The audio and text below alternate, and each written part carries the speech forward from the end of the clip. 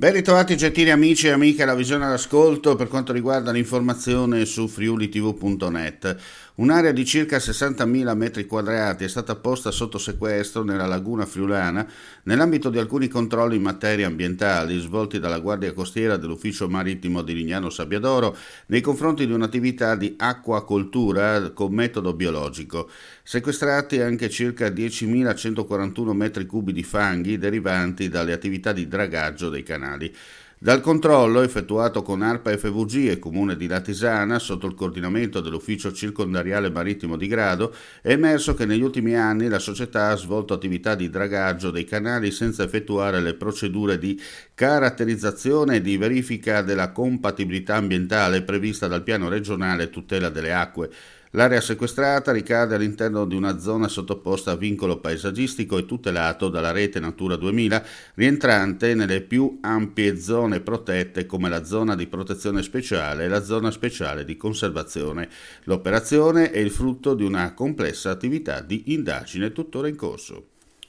Sulla carta il 2024 potrebbe rivelarsi un anno positivo per la suinicoltura del Friuli Venezia Giulia, anche se non mancano le incognite a partire dalla diffusione della peste suina africana. Un altro elemento di incertezza è legato ai consumi, in quanto i prosciutti crudi sono stati messi a stagionare con costi di acquisto delle cosce particolarmente elevati. A quali prezzi dovranno essere posti in vendita per garantire marginalità e il consumatore acquisterà sono le previsioni e dubbi di David Pontello, suinocultore e responsabile della sezione zootecnica di Confagricoltura Friuli Venezia Giulia.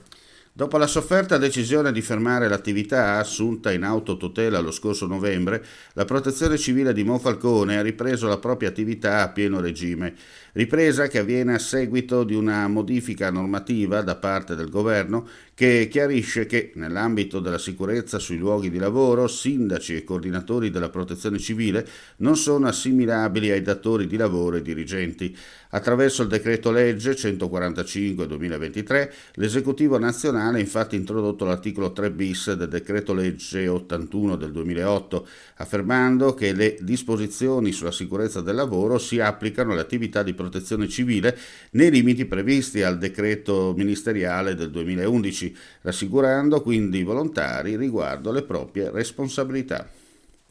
Fondi Unione Europea, interviene l'assessore regionale Barbara Zilli, Corte dei Conti certifica efficienza del Friuli Venezia Giulia, impiego risorse. Le sue dichiarazioni. Assessore Zilli, presentato il referto sulla gestione dei fondi comunitari da parte della Regione, approvato dalla Corte dei Conti, risultati assolutamente virtuosi per il Friuli Venezia Giulia. Sì, risultati eccellenti perché l'oltre 1 miliardo e 86 milioni di risorse messe a disposizione sulla programmazione sono state spese bene, tant'è che abbiamo sempre tagliato i target intermedi in tempi assolutamente compatibili con il programma, anzi ottenendo dei premi finanziari per averli tagliati prima rispetto agli altri. La Regione è la prima in Italia sul programma Porfeser, questo ci riempie di orgoglio ma soprattutto ci impegna ancora di più sulla programmazione attuale a fare in modo che questi risultati siano garantiti anche per questo settennato. Vi sono alcuni aspetti sui quali stiamo intervenendo in modo molto incisivo, penso soprattutto al piano regionale di rigenerazione amministrativa che coinvolge l'assunzione di personale qualificato e adeguato a seguire il programma e a mettere poi a frutto i risultati sul territorio. Grazie per la visione all'ascolto, non resta che augurare a tutti voi un buon proseguimento di giornata. Le altre news come sempre sul nostro sito friulitv.net.